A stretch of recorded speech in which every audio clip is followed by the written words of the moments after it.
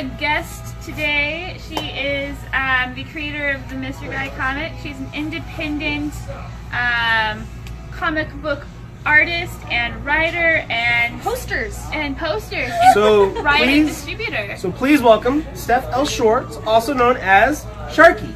Yes, Sharky. Little Sharky. And she's going to be talking about some of her comics, but we're also going to be talking about some comics here as well. As always, I'm RD, and I'm Allison, and Steph. Sharky! So Allison, tell me a little bit about some of the stuff you're reading right now. Okay, we're going to try to keep this short, so I'm only going to tell you about one that I actually want to talk about, but I have 3 that I'm super in love with right now. So, of course, Deadpool versus the Marvel Universe, X-Men, Gold. This is the 7th issue. This is the tie-in with Secret Empire. If you guys have been watching our videos, you know that I'm all about the Secret Empire. That she is. That she is. But the one I'm going to talk about today is going to be Ash versus the Army of Darkness. Mainly because we had that Zero, that start off of like the main event that's happening, and I was super excited about. So I want to talk about this one, and do you want me to start talking about comics? Did you see the commercial he was in, or he did this video where his chainsaw was his hand, and it was day-to-day life? It was just like, that's hilarious. It was awesome. Bruce Campbell is amazing. He's so Go ahead and tell us about Ash versus the Army of Darkness. Okay, so the Zero book, the prequel that starts it off, he gets hired to do history teacher out of school because there are Deadites there. The librarian went crazy.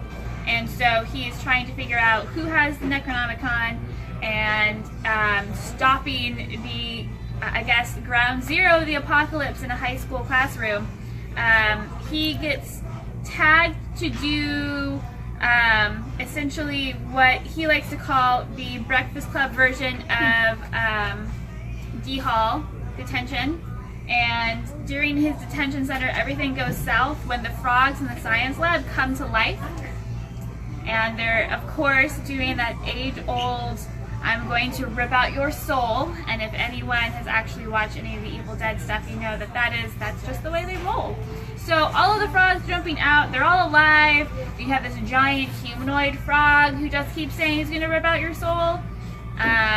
They eventually manage to corral the giant frogs, but it does kind of give you an indication of who might be behind this. Or maybe they're trying to proactively stop the apocalypse. Maybe they know what's going on, but they know who he is, and he is being called the Chosen One.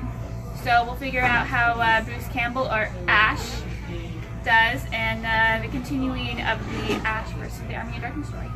I do have to stop right there because while you were flipping through that, I noticed some advertisements for a John Wick comic from Dynamite. Yes! Holy cow, Okay, I'm all about that. Dynamite, John Wick. If you have seen the movies, we actually watched it on the plane to China because it was on, and all of us, even though we were all in different parts of the plane, we all simultaneously watched it apparently. So good, so good.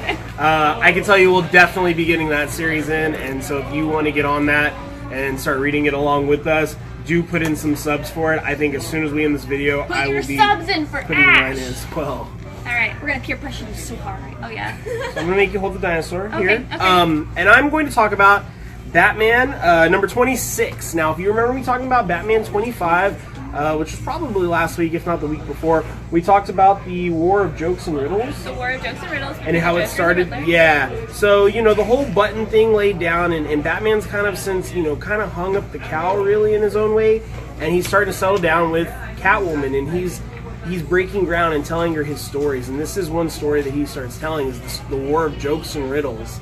And so he basically explains that, like, these two forces, you know, the Riddler and the Joker, you know, they were trying to put an alliance together, but then nothing could work out. So then we have what led to just every villain in Gotham getting involved. And this is because the Riddler wants to be bested, and the Joker can't laugh anymore. So what we have here is everyone from the Rogues Gallery choosing a side. You're either on the Riddler's side, which he's got in this comic the likes of like Poison Ivy, which is phenomenal. You would love it. And then you've got Joker, like just basically recruiting people that don't even want to be involved. He calls up Carmine and he's like, "Hey, you've got an hour to kill, you know, Riddler." Really good because you're just seeing this gang war of villains, but you're also you're also hearing Batman tell the story of how many innocent lives were caught in the middle of it. And from this came titles such as they called him the world's greatest detective, the Caped Crusader, the Dark Knight, and he's explaining this all in a story to Selina Kyle, Catwoman. And all in all, it is a great issue. The art is phenomenal. There is one page I definitely have to talk about, and that is the Joker just in a mirror, going panel to panel, trying to. Well, no, it's got Batman telling the story, but you've got the Joker just looking in the mirror, and he's trying to force a smile out to the end where he's just pushing his face up and nothing's doing it. He's just very unhappy. And like I said, this war, I definitely think we're going to have a couple more issues in this. I'm definitely excited. I'm kind of going for Riddler because the Riddler is definitely... I like him. I like him a lot. You get a lot of Joker. You show a lot of love for Joker, but Riddler's great too. Yeah. And he's Poison Ivy. And he's got Poison Ivy on his team. What's not to love? Team Riddler. Hashtag Team Riddler. There we go. Are we going to do this? Yes. Anyway, check it out. That is Batman issue 26. Okay, real quick, we're going to let Steph Sharky talk a little bit about Misterguy, and then we're going to talk about some new things we have here in store, including this adorable T-Rex we keep playing with. So go ahead and take it away. Okay, this is my story, Misterguy. I've kind of come to it every couple of years, done something new. His world starts out black and white, much like kind of an homage to the old, black and white film classics I grew up with. And then just suddenly in the middle of it turns color. And there's a very good explanation. He also has this spaceship because he's an inventor, and he takes that to the sun because naturally that's where the source of color. And then there's a little man that lives in there. So hilarity ensues. It's pretty funny stuff. So let me ask you, this is something you said you've been working on for a while now, huh? Yeah, I've been working on it a couple of years, and then I'd kind of step away from it, and just I've been in so many different directions trying to figure out what the heck I want to do. And the thing is, it's kind of like I've got the Weird Al approach to life. I want to do everything, so I probably will end up doing everything. Just dabble in it? Dabble. I never stay in one place for longer than 2 years. Just kind of... You should dabble in comics, too. I don't know. All of my comics would be obnoxiously adorable or really, really weird. That would, both of those things would be good. Yeah, she reads a lot of Image. I read a lot of Image, so it'd be like, it would be probably somewhere around, have you read I Hate Fairyland? Where it's like super blood and gore. It's very adult, and it's very bloody and very gory. She gets a very large axe and proceeds to just go around and kill all these adorable fairyland creatures. Sounds like right up my alley. but it's done in a very adorable cartoon way, and so a lot of people think it's a kid's book, and then you open it and you're like, oh, she just said the F word, and that's an axe in someone's head. Not for kids. So Sharky, what made you want to get into comics? Did you read a lot of comics, or you were just like, this is something you saw and you were like, I can do that too? Yeah, it's sort of all of the above. I don't read a lot of comics though. I pale in comparison to Allison. I envy that zeal. I wish I had that. Yeah. You are awesome. Like you are just everything. I mean, I read a lot of classic literature growing up. I read Jules Verne. I read some Lovecraft. I read some just a little bit. I read a little bit of Shakespeare too. Just a little bit of everything. Yeah, but I wish I could have read a few more comics, I guess, growing up. I did read some, but not as many as I feel like I should have now. But it didn't take that many to be able to put together something like this. Have you modeled this after anything? Is there any inspirations that you've pulled from in this? Is it the Shakespeare? Is it the literature that you're really pulling in? Or people say that it looks a lot like Jonan Vasquez's work, which is always a compliment. He's the creator of Invader Zim, and for anyone who knows it, John of the Humble Maniac.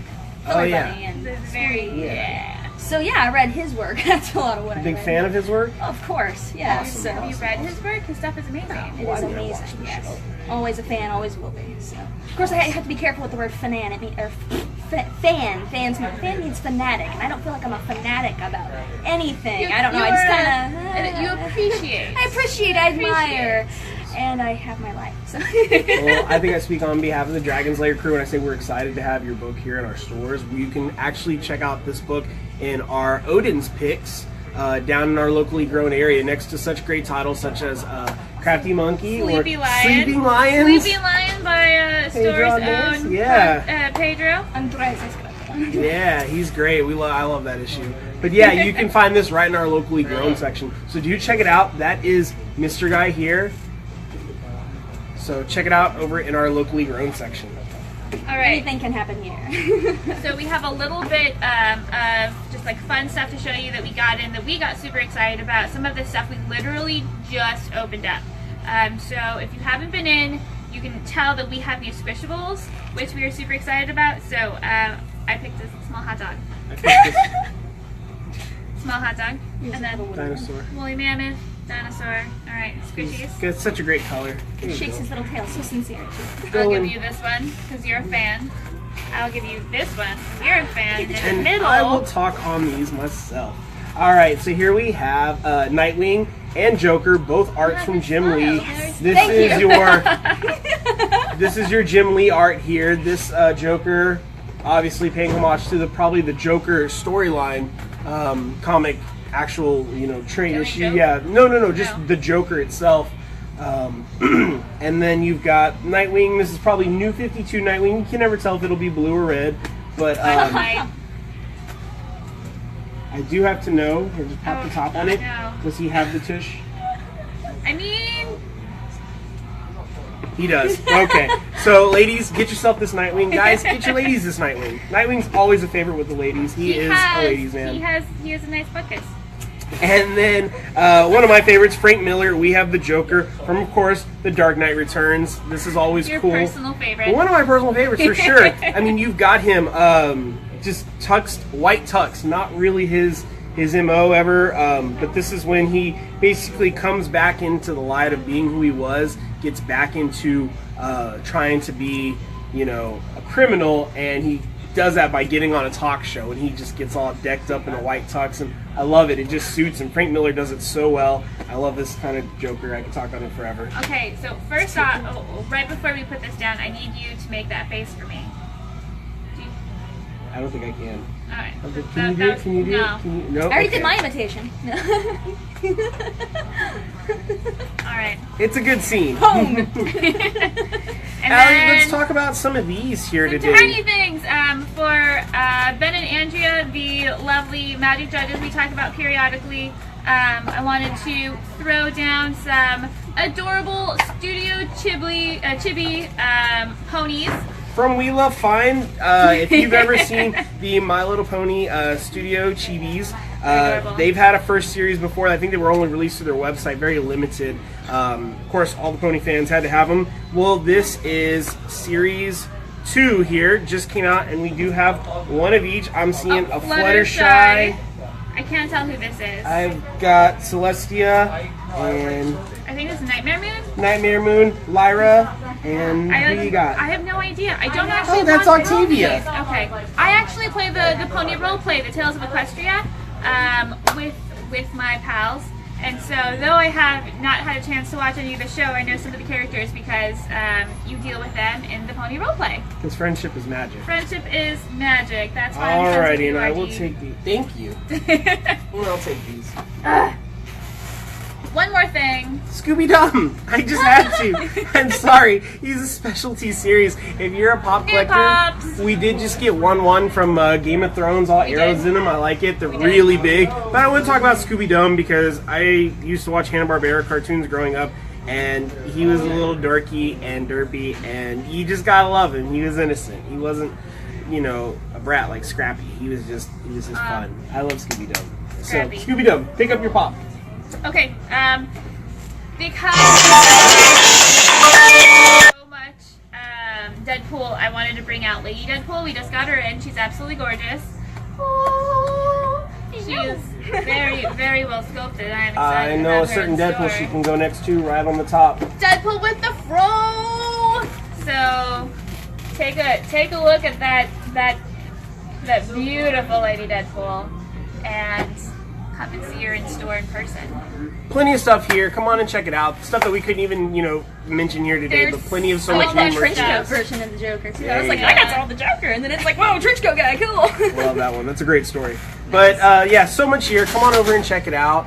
Get your subs in for some of those issues, like Ash vs. Evil Dead. Yeah. Army of Darkness, I mean. And Deadpool kills the Marvel Universe again, and then after you sub to that comic, you can gawk at beautiful Lady Deadpool.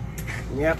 And so, without further ado, thank you for joining us today, Thank you for Sharky. letting me join. No Crunchy problem. party, man. Please Yeah. check out Mr. Guy here. We are going to have that in our locally grown section once again, and grab yourself an issue. As always, thanks for tuning in to What Are We Reading Wednesday. I'm Artie. I'm Allison. And we'll see you next week.